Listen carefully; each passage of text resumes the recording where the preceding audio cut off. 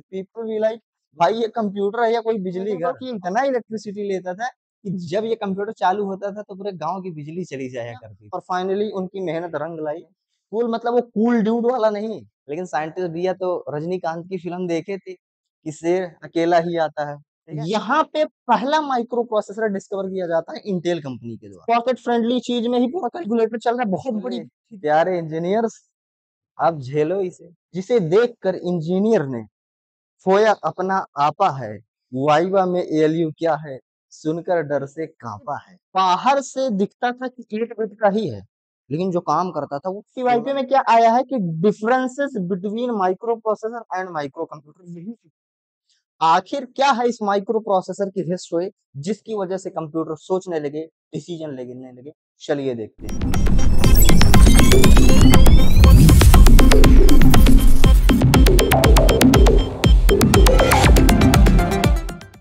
सबसे पहला स्टेज आता है सन 1940 में। इस समय कंप्यूटर इतने बड़े हुआ करते थे, पूरा रूम जितना जगह घेरते थे, इतने बड़े बड़े वायर्स, इतने बड़े सर्किट्स।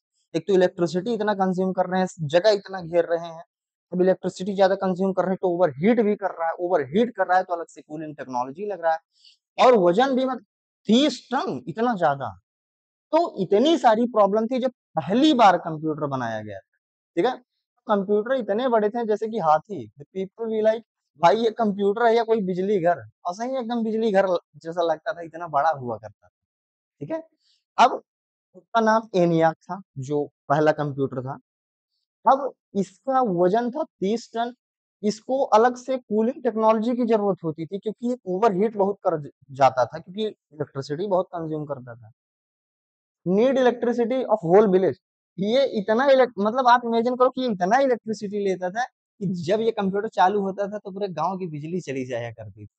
गांव वाले बेचारे परेशान, यार तुम उधर कंप्यूटर चलाते हो, भोगते हम हैं, पूरी बिजली चली जा रही है।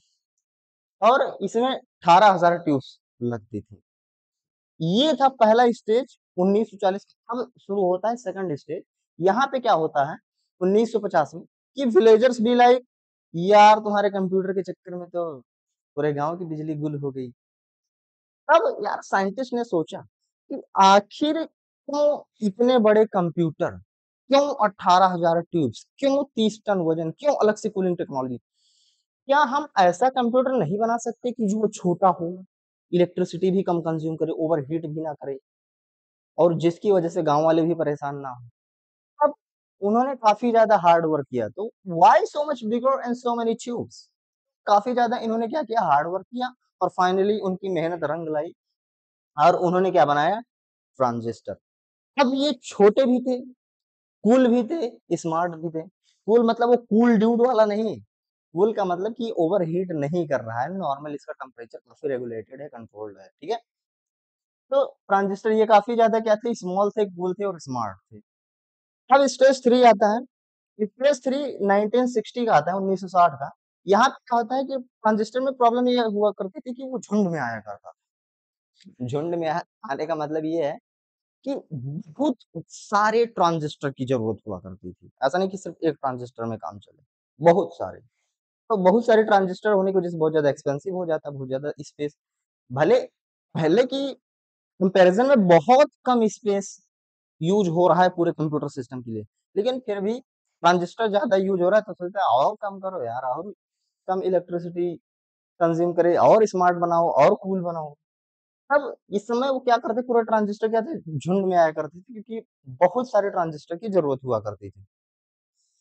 साइंटिस्ट भैया भले ट्रांजिस्टर झुंड में आया करते थे, लेकिन साइंटिस्ट भैया तो रजनीकांत की फिल्म देखे थे कि शेर अकेला ही आता है। ठीक है, तो यार कुछ ऐसा बनाओ कि वो शेर की तरह बिल्कुल अकेला आए। तब उन्होंने क्या किया, डिस्कवर किया आईसी, इंटीग्रेटेड सर्किट।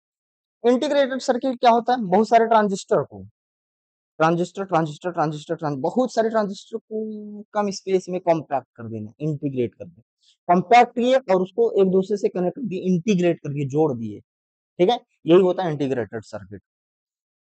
ठीक है, तो शेर अकेले ही आता है, उन्होंने बना दिया इंटीग्रेटेड सर्किट। भाई अब इतने सारे ट्रांजिस्टर अब झुंड में नहीं चाहिए, अब सिर्फ एक अकेला ही काफी है। ठीक है, अब स्टेज 4 आता है 1971 का।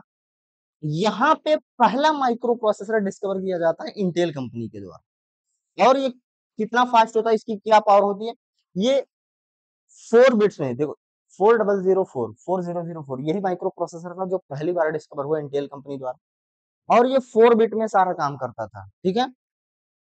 अब ये बहुत ही छोटा था और पॉकेट फ्रेंडली था, लेकिन स्मार्ट इतना था कि ये कैलकुलेटर तक चला देता था। आप कहेंगे कौन सी बड़ी बात है कैलकुलेटर चला दी। अरे उस समय का कंप्यूटर देखो यार, 30 टन अलग से कूलिंग टेक्नोलॉजी, इलेक्ट्रिसिटी कितना ज्यादा, ट्यूब, इतना सब लगता था, तब कुछ बेसिक फंक्शन कर पाया करते थे। अब तो यार पॉकेट फ्रेंडली चीज में ही पूरा कैलकुलेटर चल रहा है, बहुत बड़ी थी उस समय के हिसाब से। आज के हिसाब से भले लग रहा है क्या ही हो गया कैलकुलेटर चला दी, अरे बहुत बड़ा हुआ यार, गेम चेंजर साबित हो गया था उस समय, ठीक है। तो अगला आता है स्टेज 5। ये टाइम लाइन है 1976 का। इस समय क्या होता है कि इंटेल लॉन्च करता है 8085 माइक्रो प्रोसेसर। 4 बिट का तो लॉन्च कर दिए यार, और स्ट्रांग, और स्ट्रांग। अब प्रॉब्लम क्या थी कि 4 बिट वाला सिर्फ 4 बिट में ही काम कर रहा है, और बड़ा काम कर रहा है, लिमिट खत्म थोड़ी ना करेंगे यार, बढ़ते रहो, डोंट गिव अप। 8 बिट का माइक्रो प्रोसेसर बनाया, जिसे देखकर प्रोफेसर बोले प्यारे इंजीनियर्स आप झेलो इसे। तब हमारे इंजीनियरिंग सिलेबस में ये सिलेबस, ये टॉपिक ऐड हो गया, और तब से इंजीनियर झेल रहे हैं, ठीक है। तो 8085 वो चीज है जिसे देखकर इंजीनियर ने खोया अपना आपा है, वाइवा में एएलयू क्या है, सुनकर डर से कांपा है, ठीक है। तो उसी समय से क्या हुआ, सिलेबस में ऐड हो गया और सारे इंजीनियर झेल रहे हैं। स्टेज 6 में क्या आता है, 1979 का टाइमलाइन है। उस समय गांव वाले जलनखोर, भाई जलनखोर तो होते ही सबके सब, ठीक है। अब कोई कंप्यूटर बना रहा है, पहले तो बिजली का शिकायत करो, छोटा किया तो महंगे का शिकायत करो, जलन तो हो ही रहा है लेकिन बोल नहीं पा रहे, लेकिन हम मौका मिल गया टॉन्ट मारने का कि साइंटिस्ट भैया आपने पूरे गांव की बिजली खाई, कंप्यूटर चलाएगा, हमने कुछ कहा नहीं। आपने ट्रांजिस्टर बनाया और पूरा रिसोर्स यूज कर डाला हमारे आसपास का, हमने कुछ कहा नहीं। अब हमने, और आप जो कंप्यूटर सिस्टम बना रहे हैं इतना महंगा कर रहे हैं कि उसको सिर्फ अमीर लोग यूज कर पा रहे हैं यार। हमने आपको कुछ कहा नहीं, पूरे गांव की बिजली तुम खा जाते थे, हम झेल रहे थे, फिर भी हम कुछ नहीं बोले, और यार हमारे लिए तुम कंप्यूटर नहीं बना रहे हो, इतना महंगा कर दे रहे हो कि सिर्फ अमीर लोग ही करें, हमारे औकात का है ही नहीं। साइंटिस्ट सोचे यार कुछ तो करो यार। अब वही वह गांव वाले भी लगे कि भाई कुछ ऐसा बनाओ जो सस्ता भी और तेज हो, हमारे भी काम आए। अब उस समय 8088 माइक्रो प्रोसेसर बनाया गया। ये बाहर से दिखता था कि 8 बिट का ही है, लेकिन जो काम करता था वो 16 बिट में, 16 बिट में काम करता था। यानी कि पहले 4 बिट, फिर 8 बिट, अब उसका भी डबल आ गया, 16 बिट। तो तभी से क्या हो गया, ये थोड़ा चीप भी हो गया और फास्ट भी हो गया, ठीक है, और स्मॉल भी हो गया, कूल भी हो गया। तो कुल मिला के माइक आज के समय में माइक्रो प्रोसेसर लगभग सारे डिवाइसेस में प्रेजेंट है, फिर चाहे वो फोन हो गया, वॉचेस हो गया, एसी हो गया, कार हो गया, या कोई भी अप्लायंसेज होगा, ठीक है। ये बहुत शांति से अपना काम करते हैं बिना किसी पहचान के। मोबाइल में माइक्रो प्रोसेसर अपना काम क्रेडिट मोबाइल को देते हैं, यार ये फोन बहुत अच्छा है, कभी बोले यार ये माइक्रो प्रोसेसर बहुत अच्छा है, वॉचेस में यार ये वॉच बहुत अच्छा है, कभी बोले ये माइक्रो प्रोसेसर बहुत अच्छा है। अब विदाउट एनी रिकॉग्निशन कहने का मतलब वही है कि बिना ना उस बेचारे की अपनी कोई जान पहचान नहीं, लेकिन सारा काम एक्चुअल में वही कर रहा है, ठीक है। तो ये हो गया हमारा माइक्रो प्रोसेसर का हिस्ट्री। तो आगे बढ़ते हैं। अब ये जो टॉपिक है micro processor versus micro computer, ये पीवाईक्यू में आ चुका है, ठीक है। तो इस पे तो 100% फोकस करना है। पीवाईक्यू में क्या आया है कि differences between micro processor and micro computer, यही एग्जैक्टली आया है क्वेश्चन। कब आया है, 2022 अप्रैल महीने, ठीक है। तो इसको पढ़ना तो पड़ेगा भाई, एग्जाम में आ चुका। तो चलिए देखते हैं दोनों में डिफरेंस। सबसे पहला डिफरेंस है डेफिनेशन का। माइक्रो प्रोसेसर क्या होता है, single integrated chip that as a CPU of the computer system. Microprocessor को मिला के कंप्यूटर का जो एक्चुअल ब्रेन होता है, आप तो कहोगे सीपीयू ब्रेन है, माइक्रो प्रोसेसर कहाँ गया? अरे सीपीयू के अंदर भी जो एक्चुअल ब्रेन होता है वो माइक्रो प्रोसेसर है, ठीक है। तो कुल मिला के कंप्यूटर सिस्टम का जो एक्चुअल ब्रेन है वो माइक्रो प्रोसेसर। माइक्रो कंप्यूटर क्या होता है? Complete computer system that includes micro processor, memory, IO devices and storage.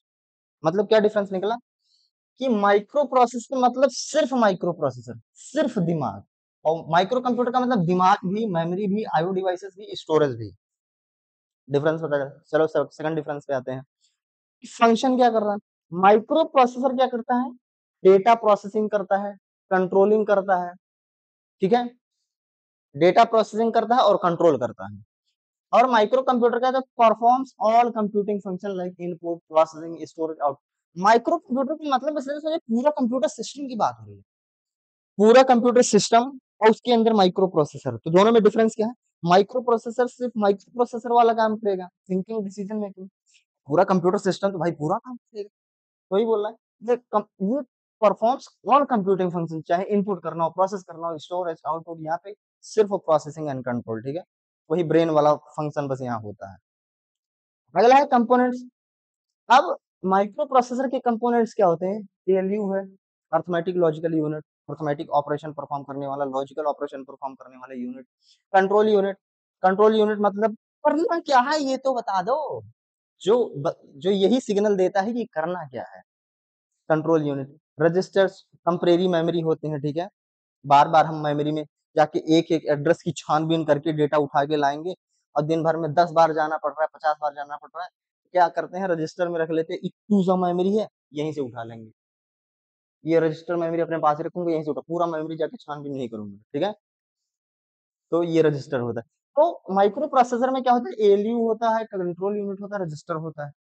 लेकिन माइक्रो कंप्यूटर मतलब पूरा कंप्यूटर सिस्टम की बात हो रही है। यहाँ पे देखो माइक्रो प्रोसेसर तो होता ही होता है, साथ ही साथ रैम होता है, रोम होता है, आईओ पोर्ट्स, स्टोरेज, ठीक है। डिफरेंस यही है। अगला आते हैं स्टैंड अलोन यूज। क्या इसको अकेला यूज किया जा सकता है? माइक्रो प्रोसेसर को कभी आप अकेले यूज नहीं कर सकते, ठीक है।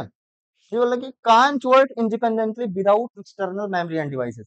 आपको एक्स्ट्रा मेमोरी, आईओ, ये सब अटैच करना ही पड़ेगा, तभी ये परफेक्टली काम कर पाएगा, ठीक है। लेकिन micro computer can work independently, क्योंकि ये तो फुली कंप्यूटर सिस्टम है ना भाई, तो ये तो करेगा ही अकेले काम, है ना। अगला डिफरेंस है, एग्जांपल देते हैं, जैसे कि माइक्रो प्रोसेसर के एग्जांपल क्या है? इंटेल कंपनी की जो 8085 है, और इंटेल i7, ये भी i7, i3, i5, ये सब माइक्रो प्रोसेसर के ही एग्जांपल है। और माइक्रो कंप्यूटर का जैसे डेस्कटॉप हो गया, पीसी हो गया, लैपटॉप हो गया, ठीक है। कॉस्ट की बात करें तो माइक्रो प्रोसेसर काफी हद तक चीप होता है, ठीक है। Just the micro processor chip, क्योंकि सिर्फ चिप की बात हो रही है ना, पूरे कंप्यूटर सिस्टम का कॉस्ट को कंपेयर करो उस कंप्यूटर सिस्टम में इतू सा चिप का, भाई सस्ता तो होगा ही, क्योंकि इसमें एक्सपेंसिव इसलिए होगा क्योंकि इसमें माइक्रो प्रोसेसर की भी cost, plus input, output, storage, इन सब की भी कॉस्ट, तो वो तो रिलेटिवली चीप तो होगा ही, ठीक है। अगला डिफरेंस साइज की बात करें तो इसकी साइज बहुत स्मॉल होती है माइक्रो प्रोसेसर की, और कंप्यूटर का तो भाई इतना बड़ा सीपीयू रखे हो, इधर मॉनिटर रखे हो, इधर कीबोर्ड, फिर जगह बहुत ज्यादा घेर रहा है, तो इसका साइज बहुत ज्यादा रहेगा, इसका साइज बहुत छोटा रहेगा। अगला बात करें यूजेज, तो used inside computer phones application, हमेशा अंदर में ही यूज होता है, ठीक है। मदरबोर्ड वगैरह अंदर में होता है, वहां पे आप देखोगे रहता है micro processor. Used in general computing, education, embedded system, ठीक है। वहां पे अंदर में यूज करता है, यहाँ पे जनरल सिस्टम के लिए यूज किया जाता है, ठीक है। डिजाइन की बात करें तो needs to be connected to external devices to function. Microprocessor ऐसे डिजाइन होता है कि इससे काम करवाना है, एक्सटर्नल चीजों से कनेक्ट करना ही पड़ेगा, उससे सॉन्ग, मान लीजिए कि गाना बजवाना है, तो म्यूजिक वाला जो अडॉप्टर होता है, एक अलग से स्पीकर में, वो सब पूरा सिस्टम उसमें अटैच करना ही पड़ेगा। अकेला माइक्रो प्रोसेसर गाना नहीं चला सकता, अकेला माइक्रो प्रोसेसर वीडियो नहीं चला सकता, ठीक है। अकेला माइक्रो प्रोसेसर आपका वॉइस रिकॉर्ड नहीं कर सकता, ठीक है। तो वही है, अगर हमको किसी भी फंक्शन की जरूरत होती है तो एक्सटर्नल डिवाइसेस को कनेक्ट करना ही पड़ेगा ताकि वो फंक्शन कर जाए। लेकिन यहाँ तो self content unit ready for use, यहाँ पे सब ऑलरेडी कनेक्टेड होते हैं, अपने आप में एक सिस्टम होता है, तो यहाँ पे क्या होता है, काम कर जाता है। पावर रिक्वायरमेंट की बात करें तो माइक्रो प्रोसेसर छोटा सा होता है, बहुत थोड़ा सा इलेक्ट्रिसिटी कंज्यूम करता है, लेकिन ये तो पूरा कंप्यूटर सिस्टम है। मतलब एक ही चार्ज पॉइंट से समझ लीजिए कि इनपुट, आउटपुट, मेमोरी सब कुछ चल रहा है, तो ये तो ज़्यादा इलेक्ट्रिसिटी कंज़्यूम करेगा ही। तो ये था, मतलब कि ये जो डिफरेंस है ये एक्चुअल में कब आया है? 2022 अप्रैल मई में, तो काफ़ी ज़्यादा इम्पोर्टेंट टॉपिक तो है ही। आई होप समझ गए होंगे, और जो डाउट हो आप कमेंट ज़रूर कीजिएगा, रिप्लाई ज़रूर मिलेगा। Thank you.